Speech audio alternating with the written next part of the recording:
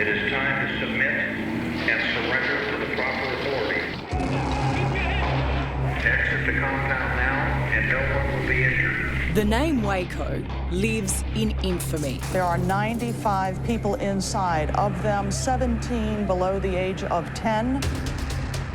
You claim to be the prophet, you claim to be the Messiah. The time is to lead your people out now. To some, it was a showdown between the government and the individual. Bloodshed, inquisition, death, murder, killing. It's war. To most, it was the madness of one man, David Koresh, who believed he was the Son of God, leading his followers into hellfire and death. You will overcome through my power. You are mine.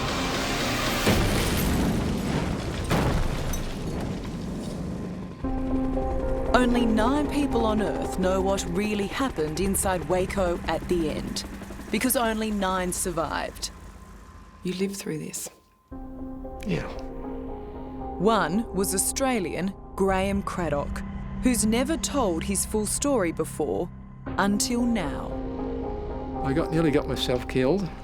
I spent 13 years in prison. Oh. You went through a lot of stuff.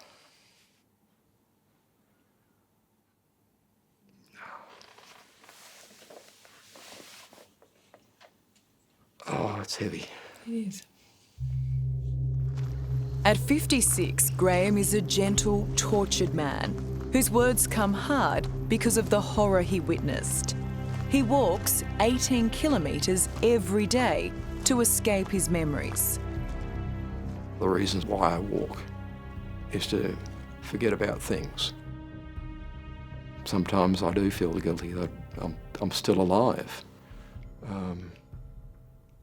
In some respects, I'm glad I'm alive, because if I wasn't here doing this, nobody would be able to do what I can tell you. Graeme grew up in suburban Melbourne, the son of strict, devout Christian parents. In 1988, he was searching for meaning in the Bible and in life when he met a self-styled preacher named David Koresh, who was visiting Australia. The prophets were all given a vision of our time, brethren. Do you understand that? A few months later, the then 31-year-old made a fateful decision to travel to the Texas town of Waco, where Koresh had established his branch Davidian cult. David can explain this Bible better than anyone that I've ever met. The kings of the earth set themselves and the rulers take counsel together against the Lord. Graeme was drawn to Waco by his leader's Messiah-like appeal. Do you think he's the Son of God? Yeah. Remarkably, to this day, despite everything, Graeme has never stopped believing in Koresh. Look at all the religions you have today. If God spoke to everyone, we'd all be teaching and believing the same thing. But the fact is, it's obvious God doesn't talk to all of them, at the most, only one. And of all those people, you believed that it was? David Koresh? The only one on the planet talking to God was David. Yes. And what God says, God is to bring to pass. That's what prophecy is. Central to Koresh's hold over his followers was his prophecy of a final battle with the government, during which he would be killed, just as Jesus was.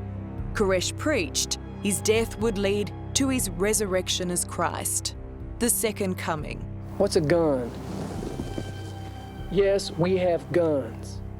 In the months leading up to the standoff, David started stockpiling weapons. Machine guns, grenades. What reason did he give? His explanation is that we were going to be attacked. And he said that God had told him that we were to defend ourselves and get ready for it. They come in here with a gun and they start shooting at us. What would you do? And we're talking about high-powered firearms, assault rifles, semi-automatics. It's war. These governments of this world are coming to an end. Go ahead and laugh. Go ahead and muse in your mind. and see what happens to you. Dawn on February 28, 1993. Alarmed by the massive stockpile of weapons Koresh was building up, US federal agents raided the Waco compound. Knowing of the 95 people inside, nearly a third were children. February 28, 1993. This is what David had said was going to happen. This is what David said was going to happen, and here we were. There were 77 agents actually involved in the initial raid on the compound. Those agents remember the bloodbath it became. The operation was named Operation Trojan Horse. Honestly, it felt more like a military operation. It just erupted from everywhere. It was like a hailstorm. Pop, pop, pop. It was just all over the place. I got the rifle out, I had a handgun. We just got shot at! Who do you believe fired first? I'm quite convinced the agents fired the first shots. Got like 6 rounds. We were expecting to get killed at any moment.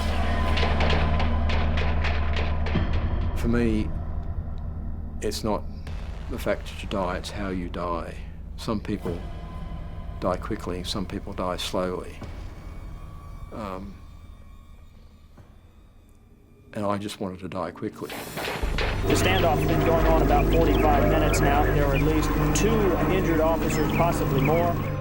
In a gun battle that would last 2 hours, 4 federal agents were shot dead. While inside, 6 branch Davidians were killed and many more wounded. Want to see one of the holes here? Including David Koresh, who was shot through the stomach and arm. Kind of painful. We thought he was going to die. It seemed like out of a dream. It wasn't really happening. Mother, it's your boy. They shot me and I'm dying, all right? Koresh believed he'd be dead by day's end and recorded an eerie message to his mother. Oh, tell Grandma I tried. I'll see y'all in the skies. Bye. Koresh would live for now, but the fate of his followers was sealed.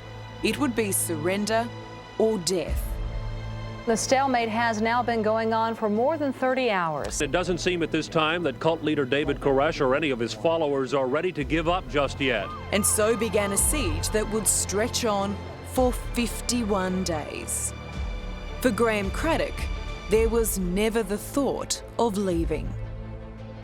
You were there on a spiritual mission to find biblical answers. You didn't sign up for a gunfight, and you could have left. Yes. Why didn't you? Because I had the religious conviction that what I was doing was right. I could have left before the shootout, I could have left during the shootout. But I just had this conviction that what we were doing was right. That this was all part of God's plan. So your belief was stronger than your fear? Yes.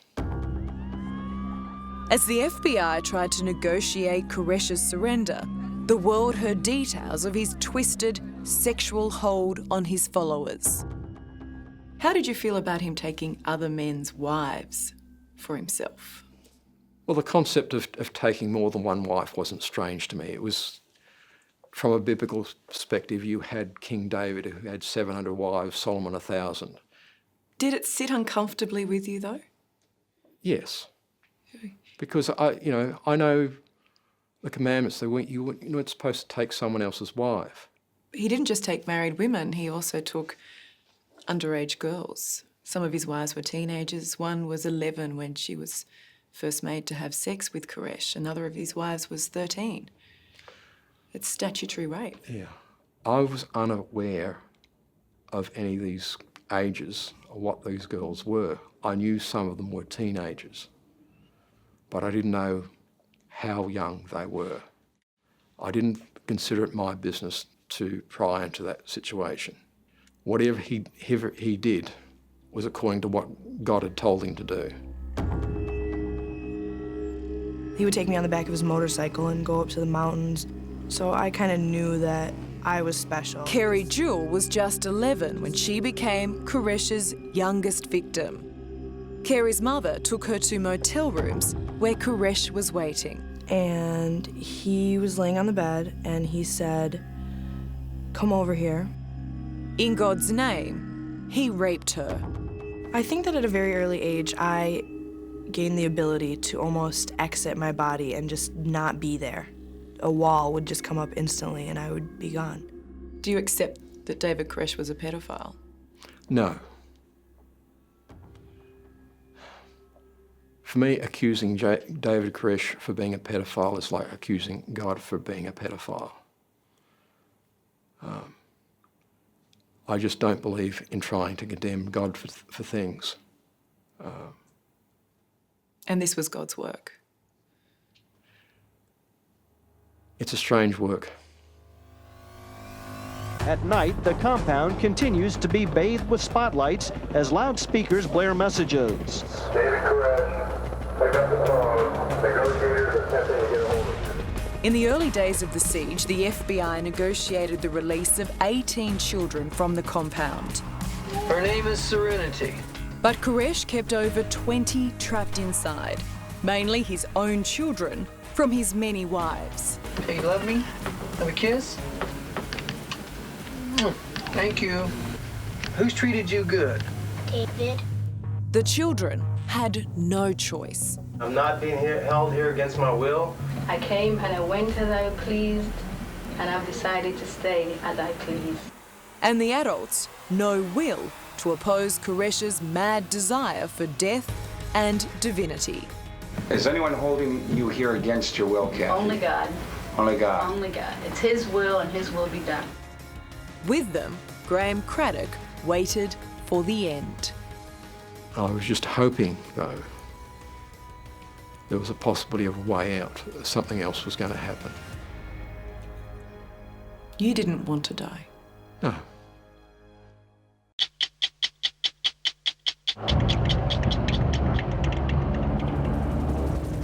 April 19, 1993. The 51st day of the siege, and the day the FBI lost patience with David Koresh. I'm talking to you. Somebody's gonna get hurt. At 6 a.m., war is declared on the branch Davidians at Waco. This is not an assault. Do not fire your weapons. If you fire, fire will be returned. The armoured vehicles started coming through some of the midsections of the building and the hallway that I was in. Australian Graeme Craddock had made his choice to stay at Waco and to die with Koresh. For the first time in history, the US government sent in tanks against its own citizens, smashing into the compound's buildings, pumping tear gas inside. This gas will temporarily render the building uninhabitable. One of the vehicles come in and sprayed a thick cloud of gas, and I felt this burning sensation on my lungs. I saw people standing around David Koresh. He was lying on the floor. I looked down, he had a box of grenades at his feet. And he looked up to me and he was holding a grenade in his hand. And he looked at me and says, do you know how to use one of these? It would be the last time Graeme ever saw David Koresh. With the women and children locked in the ammunition room, someone gave a fateful order. I heard this scream, wait, wait, not inside, outside. I looked over to the side where it come from, and there was someone with a fuel container and they were spilling fuel on the floor of the chapel. That place is on fire! David Koresh's apocalypse struck. Maybe they set it on fire themselves! From the inside. The lookout tower is engulfed in flames. I then hear someone call out from upstairs again. He says, light the fire. Was that a male or a female voice? It was a male voice. David Koresh's voice? I'm not certain whose voice it was.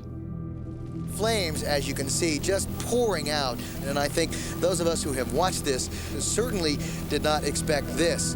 In the howling Texas wind, Waco was consumed.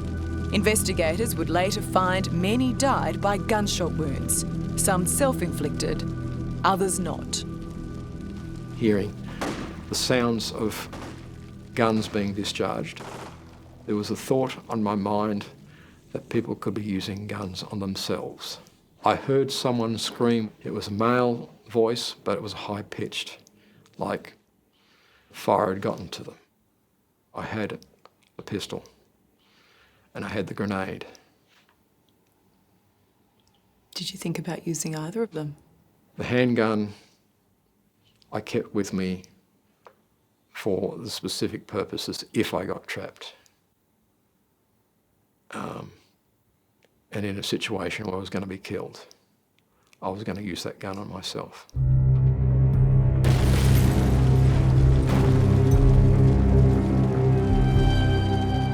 "79 people died in the flames of Waco, amongst them 20 children, murdered in the madness of Koresh's self-fulfilling prophecy.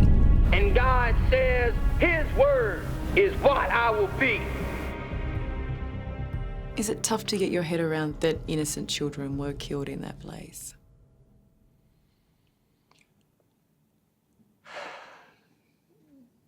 Many respects, yes, it is hard to get around.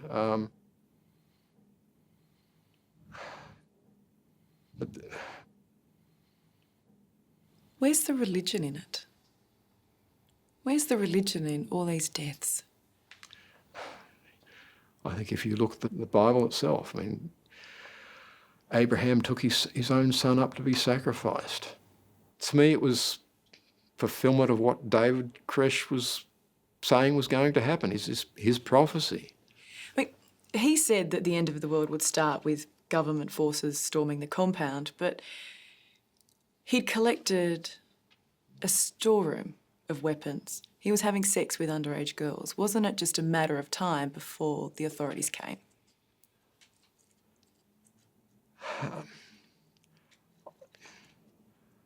Perhaps, yes, it was probably just a matter of time before they came, but they could have handled it a lot differently. Graeme survived the inferno by sheltering in a water tower. He was one of only 9 to come out of Waco alive. For his role in the siege, he served 13 years in a Texas prison before being deported to Australia. You were not willing to follow David Koresh to the point of death? No, I wasn't. I'm still here. Does it make you smart or weak? It makes me human.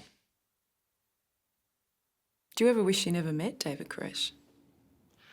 I often wish I had a normal life. I wished I'd have got married somehow and had kids and gone through a normal life. But that didn't happen.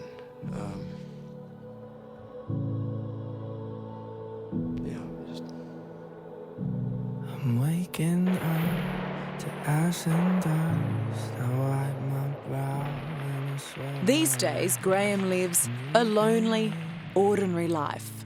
But his faith in David Koresh remains undimmed, and his belief that Koresh will return, that there will be the second coming that was heralded by Waco. This is it, the apocalypse. You're going to see whether you believe this message. I'm ready to be delivered. I'm ready to go to the portals of darkness and death, and you're not. Let's see if you believe the message after so many years. Do you have to believe that David Koresh was who he said he was? Because otherwise, it is impossible to comprehend what happened in that compound, what happened to those women and children, if he wasn't who he said he was. I mean, what happened is so horrible for me. In my mind, the only way I deal with it is the belief somehow that God's going to fix this up one day. I don't know how, and I don't know when, but if there is a God, he can put things back together again. There's a day in the Bible that calls the great and terrible day of the Lord. We're going to find out then whether David Koresh was who he says he was. Deep in my bones, straight from his Hello, I'm Allison Langdon. Thanks for watching. To keep up with the latest from 60 Minutes Australia, make sure you subscribe to our channel. You can also download the 9Now app for full episodes and other exclusive 60 Minutes content.